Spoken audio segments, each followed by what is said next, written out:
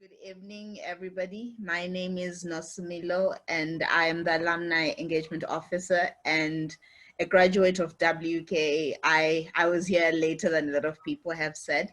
I started Waterford in 2006 and graduated in 2011. Welcome to tonight's edition of the Alumni Engagement Program, the Alumni Speaker Series featuring Dr. Chaponda. Please note that we will be recording this for those who are unable to attend because of time difference and for the students who are unable to be with us. So I think a lot of you know Dr. Mas, but for those who do not know him, he's an infectious disease consultant at the Tropical Infectious Disease Unit of the Royal Liverpool University Hospital. That's a mouthful. And he has worked there for the last 20 years or so. Today, he will be speaking to us on coronavirus and the work that he's done. So please feel free to mute yourself, but keep your video on just so we are more engaged. And if you have any questions, please do write them on the chat box, but we'll have a Q&A at the end. In the meantime, thank you again for coming. And if you have any questions during the speaker series, please feel free to just send me a private message if you need assistance. Over to you, Mas. Okay, thank you very much for inviting me. Can you hear me all right? Yep. And am I able to share my screen? I think so. Can you see my screen all right?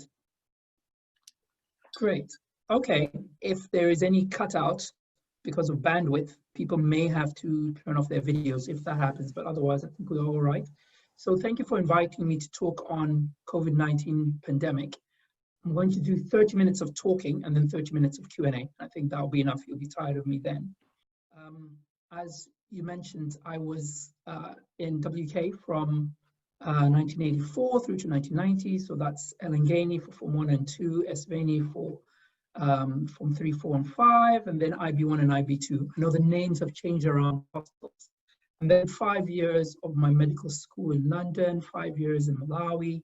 And then the last 20 years of my medicine, I subspecialized in infectious diseases, and I've been in the UK for that long. So I will quote Anthony Fauci, who, if you've been following the news, has been giving all the updates in America. He's an infectious disease consultant on the pandemic throughout America. I cannot think of any subspecialty of medicine that could possibly be more exciting, more challenging, more impactful than the discipline of infectious diseases. I completely agree. And I can tell you that infectious diseases manages lots of exciting diseases from HIV, Hep C, TB. This is my sort of daily bread and butter, malaria. And then, you know, there's the occasional SARS that will come across, COVID, Ebola. So it's really, really exciting fields to be in. But today I'm going to cover the coronavirus. I'll talk about what is the coronavirus. I'll talk about the timeline from the outbreak, where did it come from, the origins, and then I'll talk about symptoms and treatment, a little bit about that, and then more specifically on treatment and actually on infection prevention. What should we be doing at Waterford? What should we be doing globally in terms of preventing that? And then that will work us into Q&A. So by way of where it came from in timeline, December 2019, we that was called then. So in Wuhan City, in a seafood market is the first case from. On the 3rd of January, China CDC, so Center for Communicable Diseases, confirmed a new RNA coronavirus. In February, WHO designated that virus, instead of calling it Wu flu, which is what we were calling, or 2019 novel coronavirus, it was called SARS-CoV-2 virus. And the infection, or the disease family of viruses, some cause mild disease, some cause more severe disease like MERS and SARS. The virus is called SARS-CoV-2. The illness is called COVID-19. And as I mentioned, that there are, whoops, I'm gonna go back, that there are various diseases that come from COVID viruses, from coronaviruses. They're the common circulating ones, which cause seasonal infections, usually in children. And then you've got the more fancy, weird, quite pathogenic. So SARS is severe acute respiratory syndrome. So we saw that in 2002. Again, that started in China and then spread to Canada and around the world. We've got MERS, which is Middle East Respiratory Syndrome. Again, that was in 2012 in Saudi Arabia. And then more recently, we've had SARS-CoV-2. So we've had SARS-CoV-1 back in 2002, and then SARS-CoV-2 in 2019. Okay. My screen is stuck. Let's see. Got it. Right. In terms of the origin, if we look at whole genome-wide nucleotide sequencing, again, from biology days, you might remember that, you will see that there is a phylogenetic tree or a family tree. You can do a family tree. And SARS-CoV-2, the virus that causes COVID-19, is related 90% to the Chinese horseshoe bat virus, which has that fancy name there. So 90% looks like that. About 86% looks like the Malay pangolin, and compared to SARS-CoV-1, it's about 82% similar. So they're cousins. So we know that these viruses are harbored or are kept by viruses. So we have bats, we've got camels, not really domestic animals, although there is some in terms of SARS-1 in cats. So in terms of the pandemic and the spread, if we look globally, we're talking about 35 million infected people in cases, reported that is. And the pandemic, hence global pandemic, cases are high in America, India, in Brazil, and right down there we've got South Africa, over 7 million, and so on, a little dot down there for Swaziland and so forth. It's really global, so it is a pandemic. And if we look at, I called it Swaziland, I'm going to switch to Eswatini. If we look at that, so we're talking about 5,000 cases, of which we have 100, just over 111 deaths. Relatively speaking, when you're looking at global numbers, 35 million cases worldwide with over 1 million deaths. You can see that it's quite sobering numbers that we're talking about. So now just switch and talk about the transmission and how infectious the virus is. So it is a respiratory droplet infection. So it's large droplets from coughing or from sneezing or from really loud talking, and not really from whispering. And it's for a prolonged exposure to somebody who's infected. So within 1.8 meters or 6 feet for at least 15 minutes, or a brief exposure. If somebody just coughs in your face, that's enough. You don't need the whole 15 minutes. So it's largely droplet. That's by far the majority, but there is also contact. So if your hand touches you and you got it in your membranes and then you touch yourself, your face, others, or you touch surfaces, that is also a minor way, but that's another way it can be spread. It's not really airborne, although there are some airborne transmissions, so much smaller particles which can fill a whole room rather than just a cough spray. So that's when we are doing aerosol generating procedures. So in a hospital, if you're going to put a tube down somebody, a breathing tube, or if you're going to put a camera test, you generate an aerosol which will fill the whole room, much smaller particles. Again, this is very, very low because that doesn't happen in the general population. But if I'm in a room where there's an aerosol, then I'm likely to get it. There's no evidence of vertical transmission. That means mother to child in pregnancy or during breastfeeding. In terms of environmental contaminants, we don't know how long SARS-CoV-2 can persist on surfaces. We know from other coronaviruses like MERS, etc., it can stay for 6 to 9 days if you do not disinfect those surfaces, especially metal. And there isn't enough evidence to suggest that animals, like domestic animals, are a major source of infections to humans. So in terms of how infectious it is, we talk about this reproductive number, or the R0. And the R0 is the rate at which you double or you replicate. And so an R0 of 2.2 means just over 50%, so 55% of the population will be infected. So if we then look at, for example, other viruses and their R0, their reproductive numbers, you can see, I'll start with COVID-19. So the R0 is anywhere between 1.4 and 3.9. And that R0 can be shifted and affected by public health measures. So, you know, when you isolate, which we're going to come to, you can drop your R0. And when you have parties, your R0 goes up. So measles, for example, 12 to 18, highly infectious. Diphtheria, 6 to 7. Smallpox, 5 to 7. Polio, rubella, mumps, all these have got vaccines, which means their R0 is right down to 0 because the vaccines work. That's why we have MMR.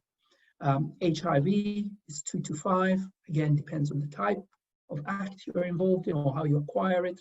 SARS 2 to 5. As I said, COVID is 1.4 to 3.9, and Ebola is 1.5 to 2.5. So there you've got a sort of relative comparison that this is we say an infectious virus, but there are things out there which are much more infectious. And there's some which are less infectious, like Ebola, but are devastating because, you know, their mortality rate is close to 100%. When we look at the age distribution of who gets this, and this is data from China, so this is from Wuhan and Hubei in China, and you will see that actually the cluster is between 30 and 80 years old. Not really in the younger generation, not really in the teens, up to 30. It's interesting, the first wave in the UK peaked around April. And again, this looked like that. The second wave, which started about 2 weeks ago, maybe 4 weeks ago in the UK, is looking a lot like it's in the age group between 16 and 25. And I suppose you could say there are probably two reasons for that. One, that group probably didn't have it. The older age group got affected very quickly. They were more vulnerable. Second, there were universities that opened and there were a lot of parties, either at the beach or, you know, Freshers Week, and we saw a big surge. As of yesterday, Liverpool had 8 ambulances waiting with new cases. So there is a big shift up. And we have gone to, in Liverpool, that is about 400 per 100,000. So we're definitely on a big upslope, and we think it will probably peak in another 2 weeks. This is the second wave in the UK. So you get the infection. I'm going to slow down and now talk about the type of illness you will get. So for the first sort of week, the first 5 days here is an incubation period. You have no symptoms, but you have virus in you, and you can spread that virus. Asymptomatic spreaders, but just low amount. And we'll come back to that. But once you start with the symptoms are fever, cough, feeling really, really tired. There's anorexia, which is loss of appetite, myalgia, which is body ache, the entire body aches, and diarrhea, which is surprising because it's not really a feature of many of the viral infections. Diarrhea can be a part of COVID. The first 7 days, that's what you get. That's what's rough. But actually, day 7 to 14 is where we say, I think you've been watching the news, and some politician is not out of the woods yet, because 7 to 14 is when you get problems with their lungs. So majority of people, 90%, well, 80% of people will sail through everything absolutely fine. But 14% will struggle, and they will struggle largely with 10% of them will get respiratory and will require oxygen, and then 5% will do really badly and will require to be ventilated. It's 14 days. Once you're out of those 14 days, we say you're out of the woods. Until then, anything can happen. And I've treated people who, at day 7, I was like, party, go home. They go home 2 days later, they're back in crashing, really ill. So for anybody to say, hey, I beat the virus at day 7, it's not really on, because, you know, the virus, now looking at how long you are infectious for. So this is looking at viral kinetics. The duration of you shedding the virus can be up to 20 days actually, but the median average is about 8 days. And actually the amount of virus you shed goes right down by about day 14. Hence the public health measure to say isolate for 14 days when you have the disease, because after day 14 you will be shedding very little. You are not really infectious. So you're really infectious before you have symptoms, about 2-3 days, quite high, and up to about day 10 probably, and then an extra 4 days of shedding, but actually it's really low. So who gets really bad disease? So age greater than 60, male gender, people with diabetes, hypertension, heart disease, lung disease, smokers and obesity, Black, Asian and ethnic minority groups. And there's a mixture of reasons why that is. It might be to do, if you're looking at Western data, so in Northern Hemisphere, in the UK, in the US data, largely Black and Asians have diabetes and hypertension. It might be that they are predisposed because they have that risk already of cardiovascular disease. It might be to do with where people are living, the type of jobs that they're working. So a lot of them are in healthcare and care support industry, and so it's multifactorial. It's not straightforward to say, you know, we haven't seen the same rates in Africa.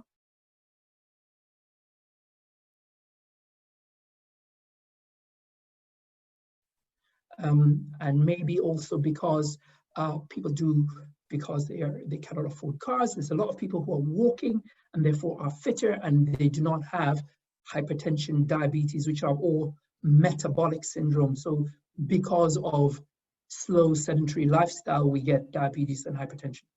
HIV is interesting. So all the data shows that people who have HIV are on treatment, good CD4 and all of that, good immunity.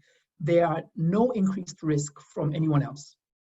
Data from South Africa showed that those who have not been diagnosed, those who are not on treatment, have an increased risk of doing badly. So having HIV and on treatment is not a risk factor of severe disease. This is what severe disease looks like, and I appreciate not everyone is a doctor, but just to give you a flavor, that's a normal chest X-ray up there on the top right, and below that is one that is affected by COVID-19, by SARS-CoV-2, and what you have is, instead of black air in the lungs, everything is replaced by this white patchy consolidation, and the CT scan goes from normal to just white, and it's pretty dramatic. And somebody can walk in and you can just diagnose by looking at somebody, because they will have air hunger, because what was supposed to be black air is all replaced with lack of air. In terms of the tests, there are 3 types of tests, but I'm going to refine them and say there are 2 types. There's one where you look for the virus, and the other where you look for your response to the virus, your antibody, you trying to fight it off. So looking for the virus is the one that we all, those who've had it, hate. It's a swab. So you swab the throat and you swab the nose, and it's painful. And to get a really good quality result, it must feel like you're putting that swab right into the brain. It's really painful and uncomfortable.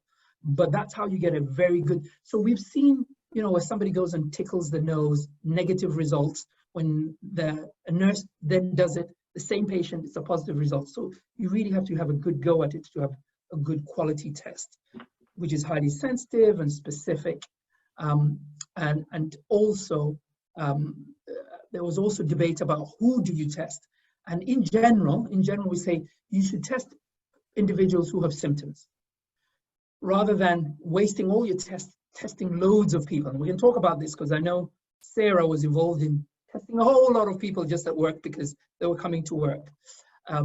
But there is a place for screening, that sort of testing everyone for the virus. For example, if you're creating a bubble, you know, basketball, NBA players or football players, where you're going to keep them together. You want to test everyone before the, Wimbledon. You want to put them all together. You can test the asymptomatic, but in general, we test individuals who are symptomatic.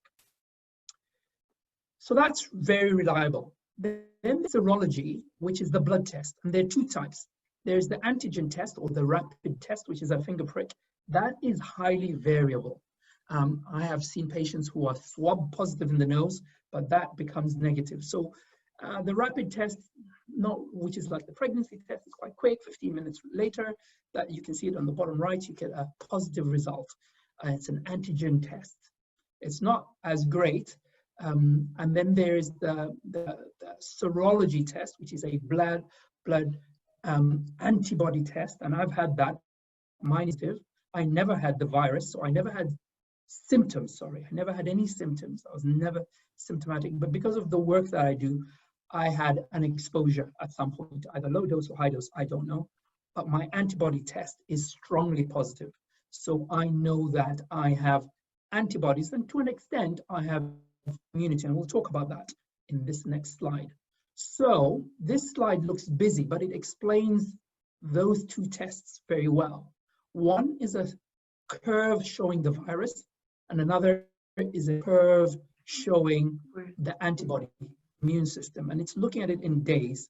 So if I just use my arrow, which I hope you can see, this dark line up here is the virus. So from day 0, you shed virus till we know, your shedding of virus goes down quite rapidly from day 10.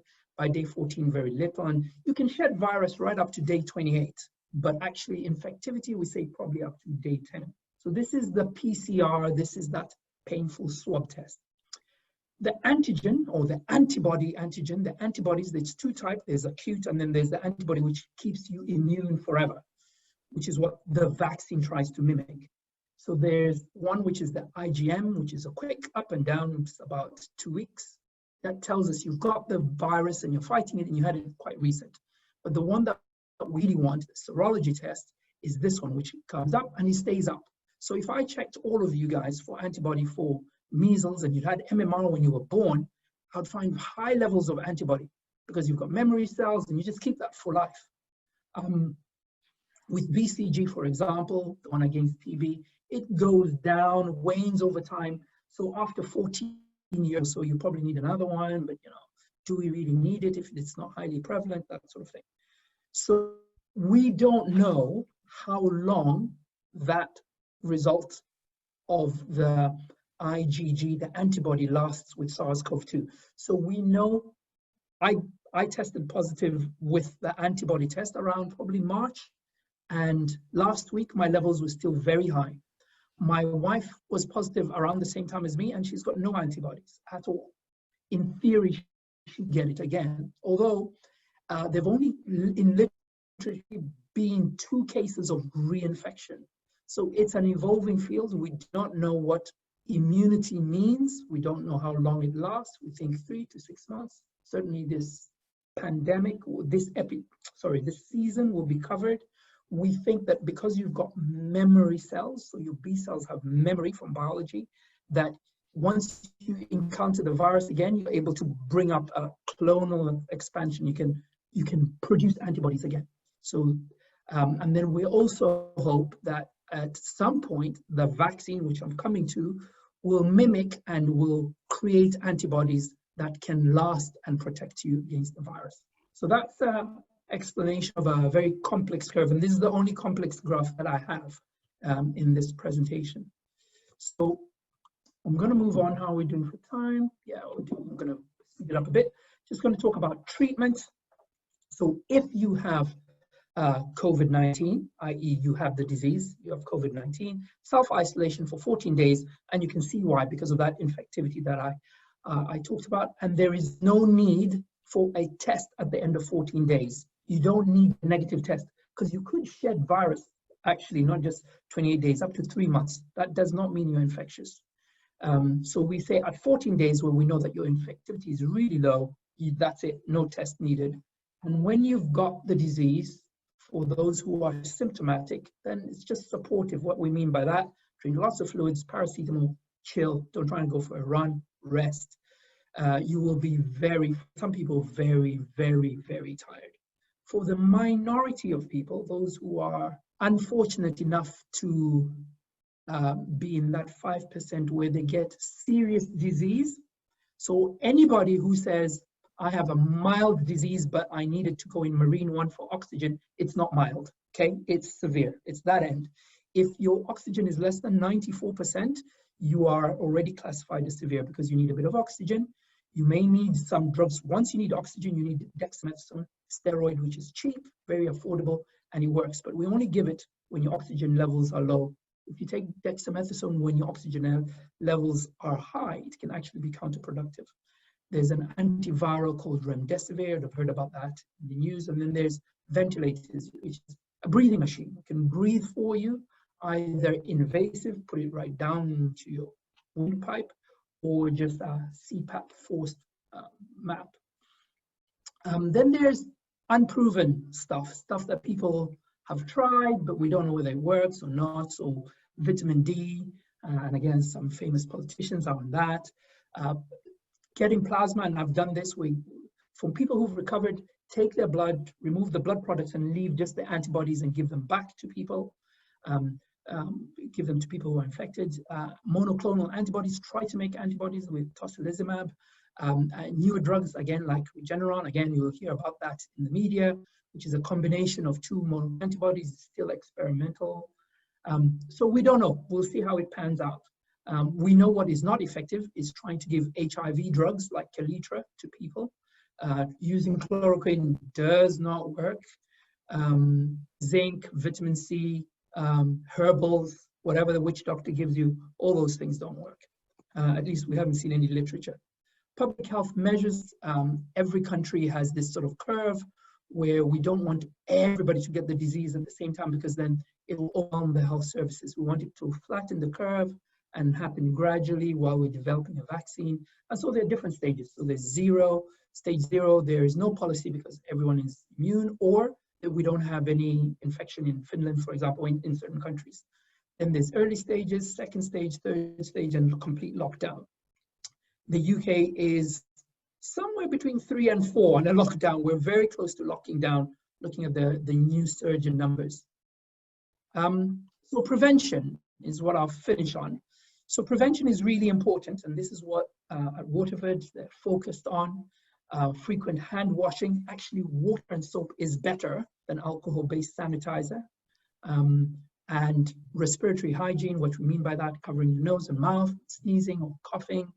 Avoid touching your eyes. I don't know how many times I've touched my eyes and my face while I've been talking, and this is me with a lot of training, and I still do that. Sanitizing common surfaces, social distancing. A meter is somewhat protective, but actually 1.8 meters, which is 6 feet, that is effective. Wearing a face mask, and we'll come back to that, in public when in the presence of others, that, again, despite all the media, that is effective. Face shields, it's giving you that extra protection. But the face mask is really the way forward. And other advice we give for prevention, working from home, blended some face just to give a bit of spacing and to avoid crowding, testing and tracking anyone who is positive, tracking everybody who they may have been exposed to, avoiding crowds, temperature checks, and avoiding public transportation, therefore big gatherings of the crowd. So I'll talk a little bit about means very little. At least 100 vaccine by AstraZeneca, Janssen have their own, Pfizer have a nanoparticle, Novavax. I have invested shares everywhere because I don't know which one will be profitable, but something is going to come out and then I'll be rich and it'll be fine.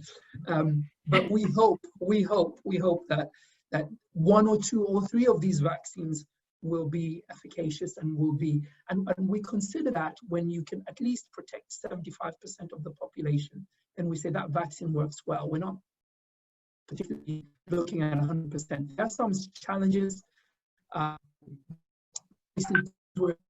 That everybody wears a mask, limitations about gatherings, shielding, and limited resources these things are designed, very difficult to actually implement.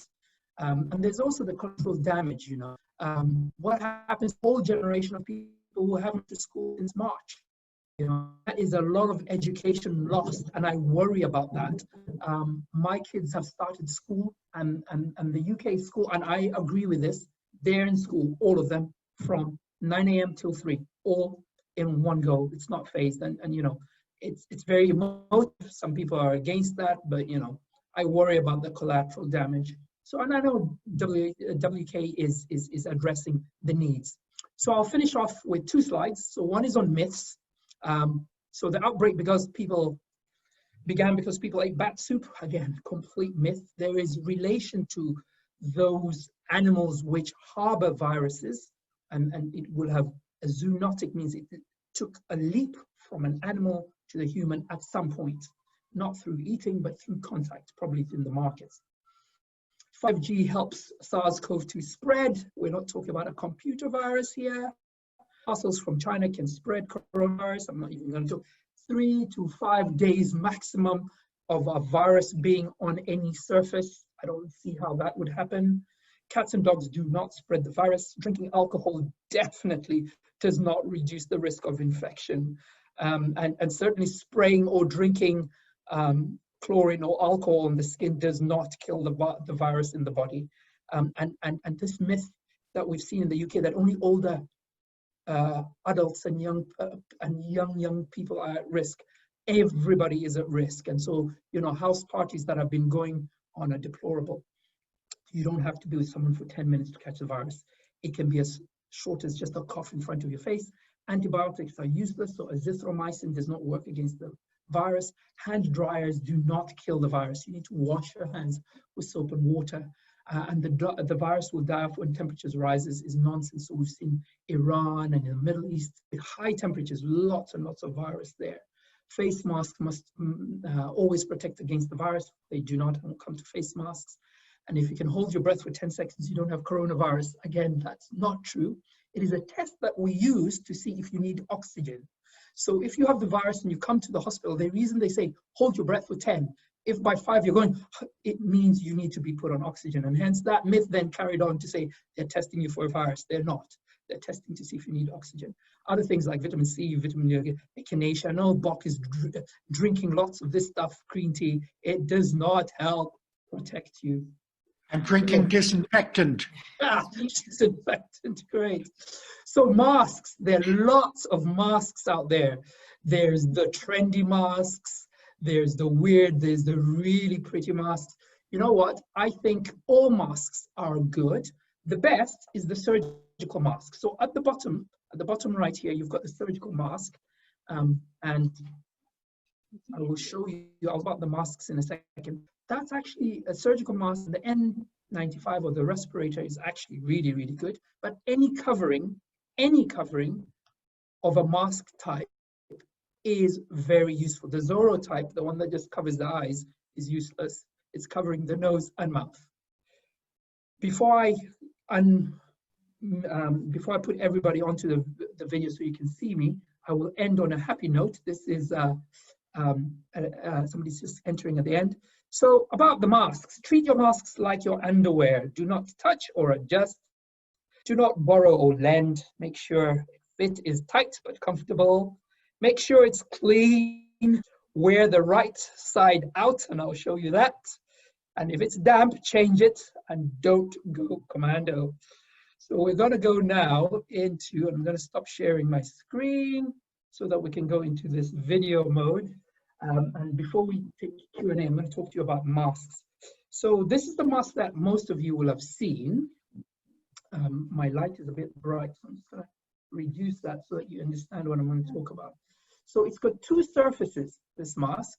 It's got a shiny bit, which may be blue or purple, wherever you are, a non-shiny bit. The non-shiny bit comes that way on your face because that bit is water absorbent. You cough into it and it prevents you spreading the virus. This side has got a biofilm on it. It doesn't really stop the virus, but it means you can easily wipe it away, or it stops water going in. And therefore, wearing it that way does not make sense because you cough and that water then spills out on the side. That's the way to wear it. Now that mask, because it's not so trendy in color, people have then taken that color, that same exact mask, and made it black. But you can see that it's got a shiny surface and it's got no shiny surface. The same principle works. Sometimes just looking at how this is attached tells you which is the right way of wearing it. Then there are fancy masks. So this is what I use at work. So this is an N95 or a proper PPE.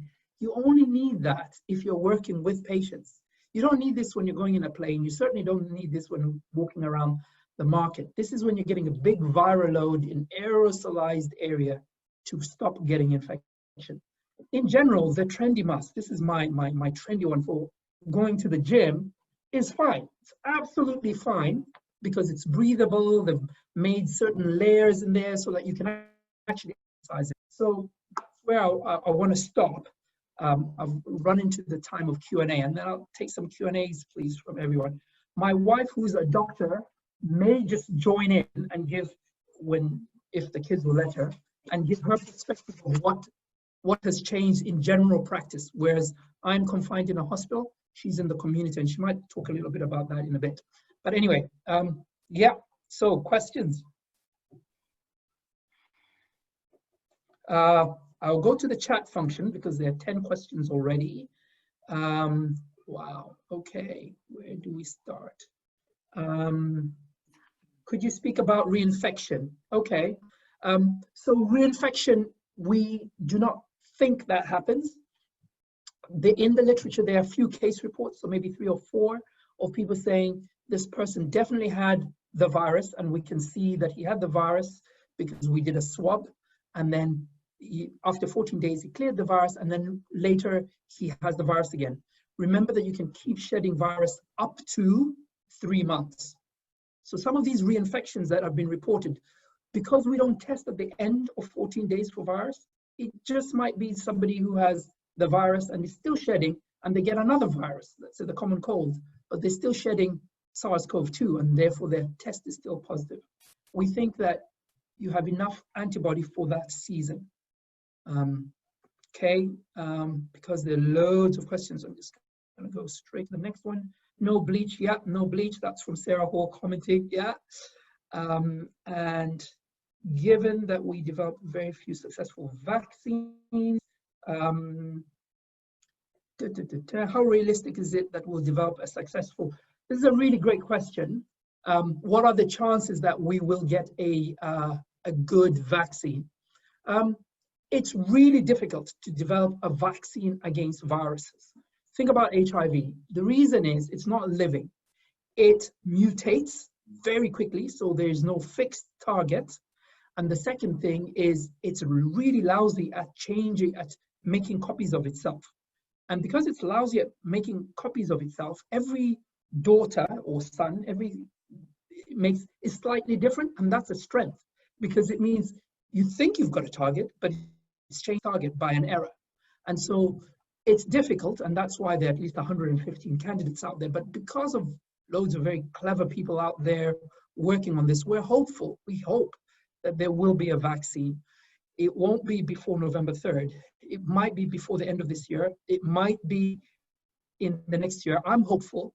Certainly looking at the Moderna one, looking at the Oxford one, the data that's coming out is really, the data are very, very promising. So I think there will be, we just have to marry out the side effects of some of these vaccines, which can cause a very big immune response and make you feel really ill.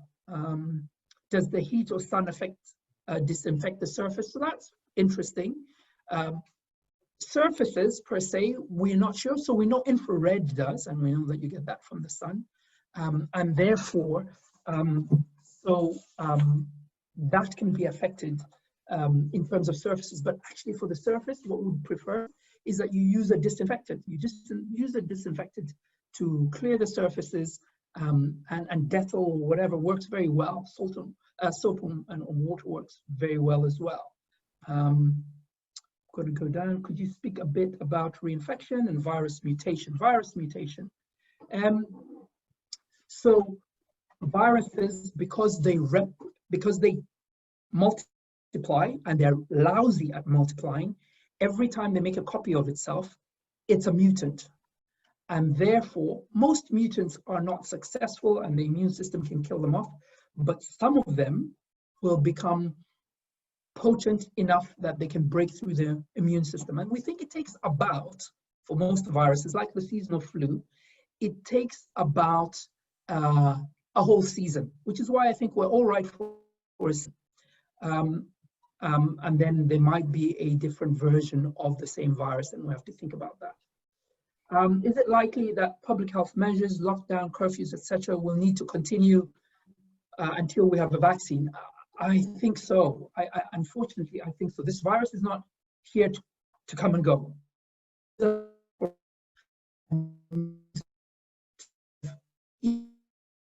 Measures, public health measures that we have as social distancing and regional lockdown, just isolating of people, that until we have an effective vaccine.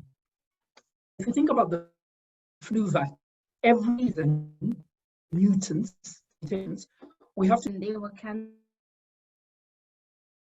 a team set up which would go out and do the home visits wearing full PPE to avoid the GPs going out. So that changed. Other things like minor surgical procedures, so they were non-urgent, they were put on the back bench for a while. Yeah, some of the things that changed. And what about some of the good things that came out? Because it's not all bad things that came out of it. And I think Sarah's asked, can you comment on mental health impacts on the public health? Yeah, certainly. There was definitely an increase in mental health.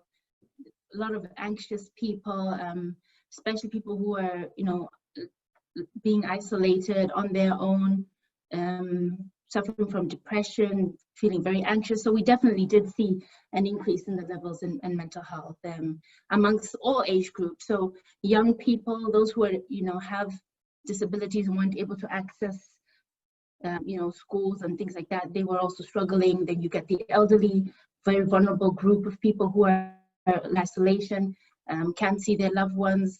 So they were also having depression, anxiety. So definitely, generally, most mental health conditions did go on the increase and still are actually. Yeah, and we also unfortunately saw an increase in gender-based violence.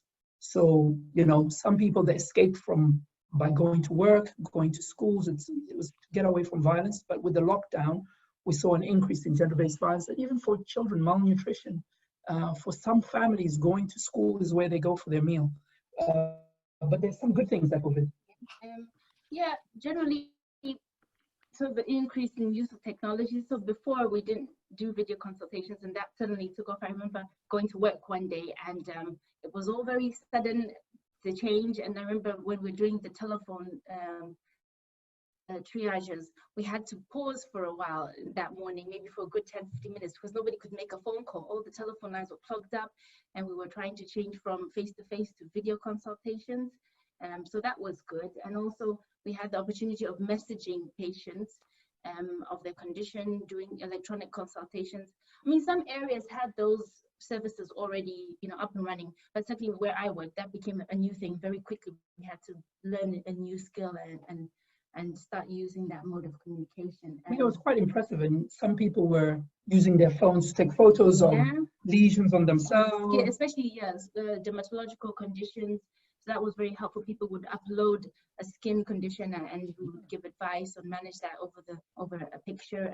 So that became very useful. And for patients, they found that an advantage because they didn't have to physically come in, wait for an appointment. They could take a video call or even a telephone call anytime, anywhere. So I remember one time I was doing a telephone consultation, and it was a couple, and one of them was the passenger in the car driving on the motorway, and that's how we did the consultation. So it seemed to work well for some people. And of course, you have to think of the other group, which maybe technology isn't their strength. So they were struggling a bit, especially the elderly. So we still had to accommodate for them and make sure that they get the healthcare that they need. So yeah, it was good. We've had a big variety, and it's been interesting. Yeah. We're due for time. We've still got time. Any questions? Pop, you're quiet. You usually are very loud.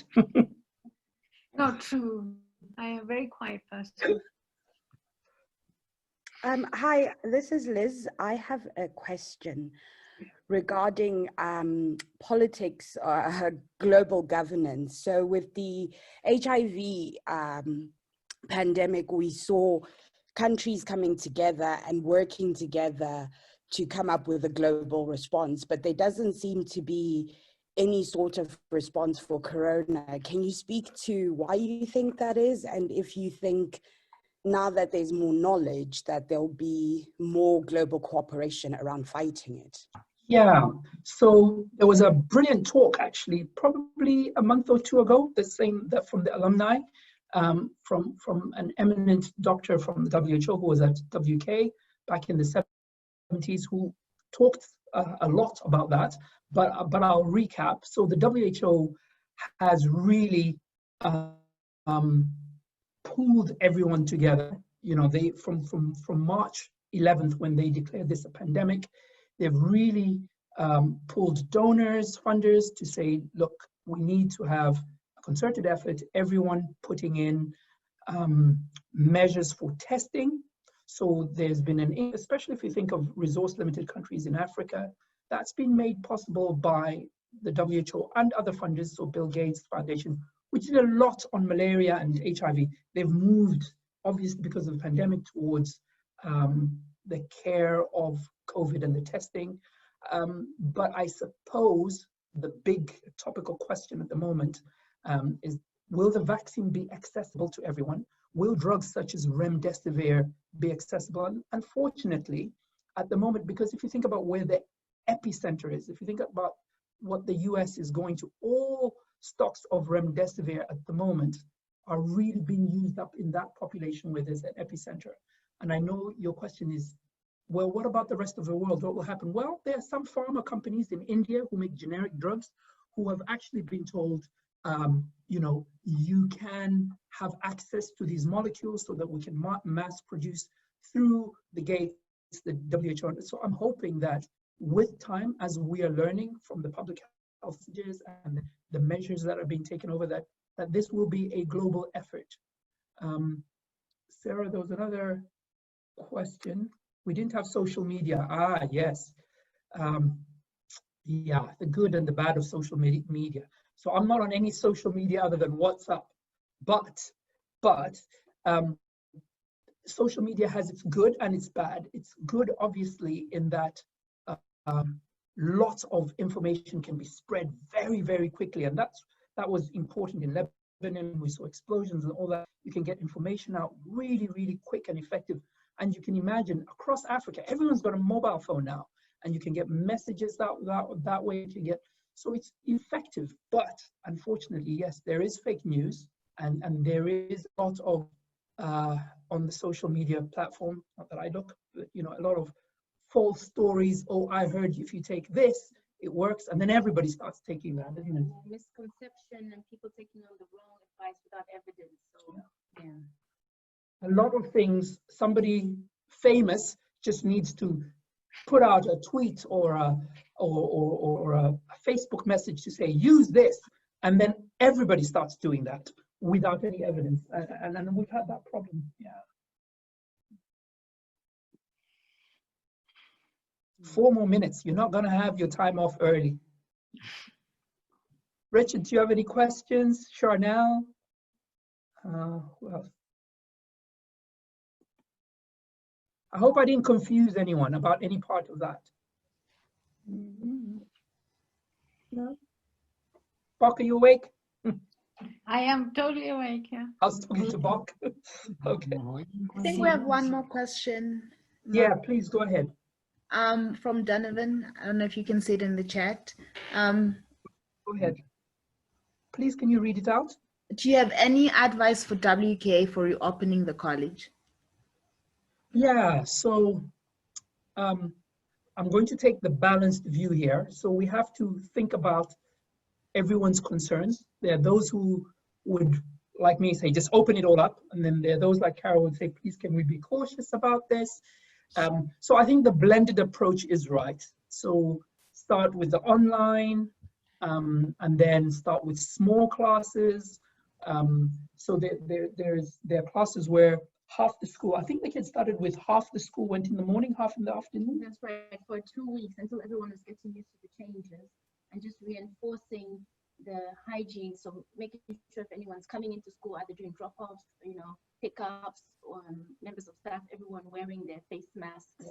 So face masks are really Yeah, important. and putting sanitizing, liquids in and out, using a one-way system. So making sure people are not mixing when they're entering and exiting, and places. So the one-way system seems to work. And also bubbles. So Times, yeah, so you could have bubbles of these groups together, and they play they play and work together, and that's a bubble. Unfortunately, it means if one person is sick in that whole bubble isolates. And then obviously, I was a boarder the whole time. You have to think about how will you isolate? Where will you isolate? Do they go home? That might not be feasible if home is in Ethiopia, and thinking about that. So it'll be interesting to see how you approach that, because I've been looking at universities in the UK, and it's been a bit of a disaster. Whole hostels, everybody tested positive. But in a way, there's the counter argument. Young people do well. They're not in that at-risk bracket. They get the infection, they isolate 14 days, then that's it. They're done. They can carry on. That's an extreme view, but that's my view, to say, you then carry on. But it's the ones that are going back and forth to home and exposing to us older people, that risk, it's worrying about that. And maybe also just trying to find a way where you can prioritize the testing. So if anybody was to be symptomatic, rather than waiting for a test, you can prioritize them to get the result and then know which way to go forward. So, yeah.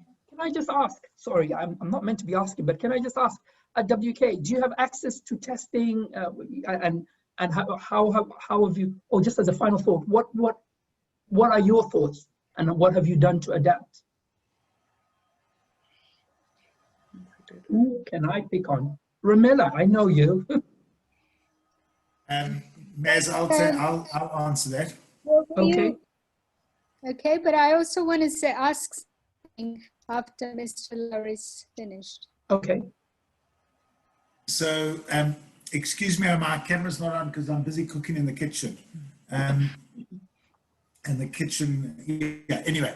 So, yeah, look, so I don't know when, I can't remember exactly when you were at Waterford, but we do have a good clinic downtown, a private clinic, which we use pretty much we're in partnership with all the time.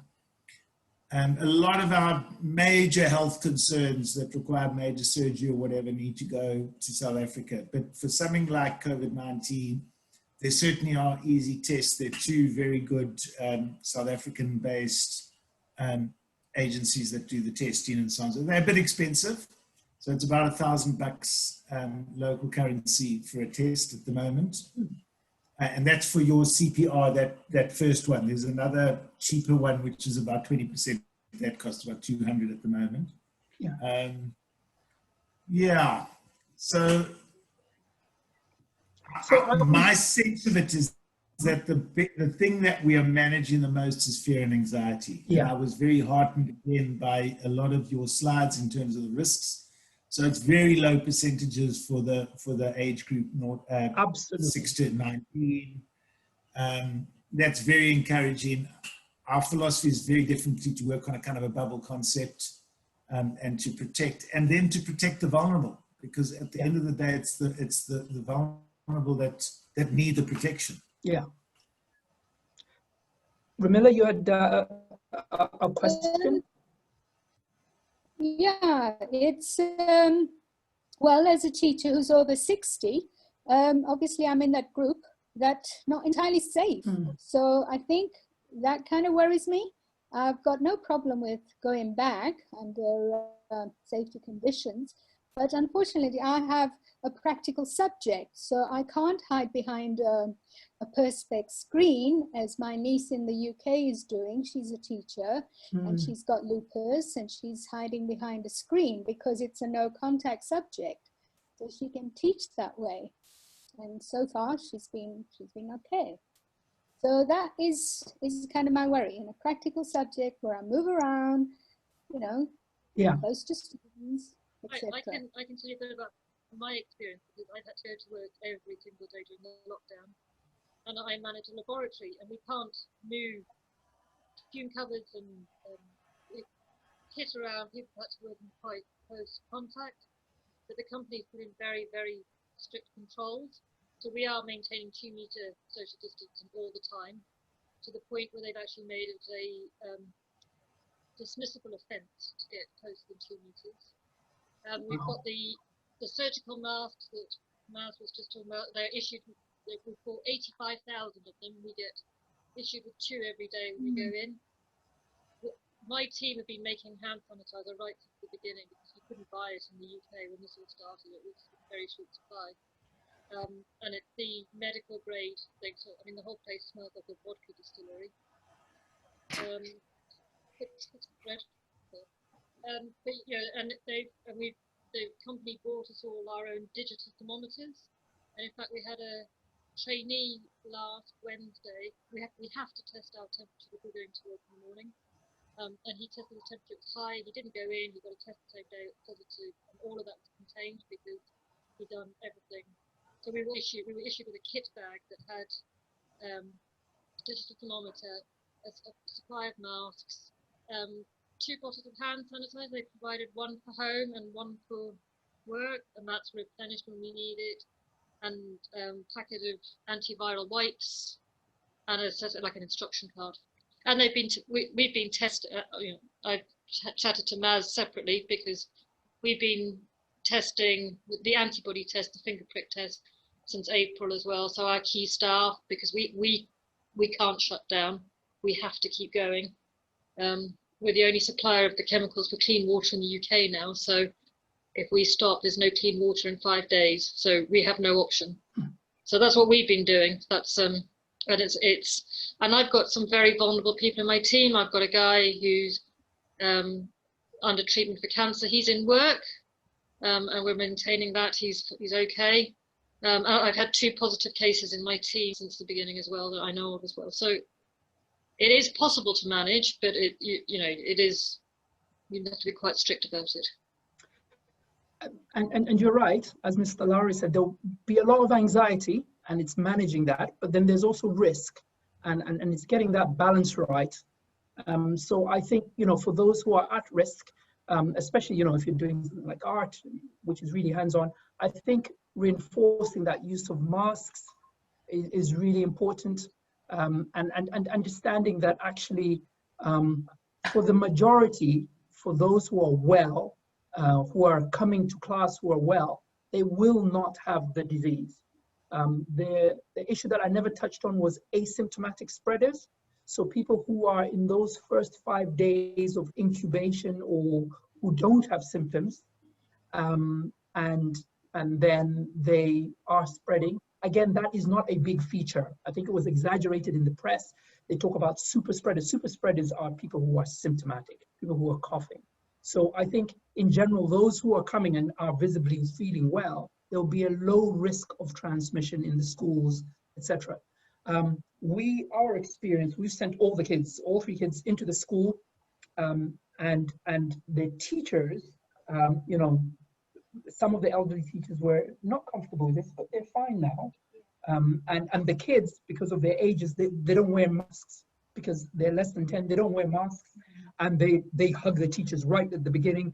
Teachers were first trying to do that at the beginning, but then now it's like, what? And it's fine, actually, it's fine. I'm very biased because I see the very, very ill, which is why I wanted Carol to come in there and give balance to say, actually, the majority, 95% are all right. They remain well, and you know, once they know what to expect and have that contact with the doctor to reassure them, and you know, we follow them up every 2-3 days where possible. You do find people remain well, they recover, and they're back to normal, you know, working and being productive. So it's not everybody. 95% paracetamol and lots of juice and water. And most people don't seem to, you know, they don't develop symptoms to the point that they would even think they have COVID. It's only when you listen to their story and their symptoms and you think, oh, well, I really think you should get the test. And they would also be surprised. Yeah, so. Great. I think we've hammered out that hour, and I think we'll stop there. Thank you once again very much for inviting me. I gather that this will be now available for people to log on and look at later, which is great. Hopefully we'll be back one day with a better story than SARS-CoV-2, than COVID. Thank you. Awesome. Thank you so much, ma'am. And thank you so much for attending, everyone. If you don't mind, could you email me your PowerPoint presentation so I can share it with everyone as well? And this will be available within the week on our Connect site and on YouTube. Again, thank you so much for attending. Have a good evening, day, whatever time zone you're in, and hopefully we'll see you in future Alumni Speaker Series. Have a good night. Thank you. Thank you very much. Thank you. Cheers.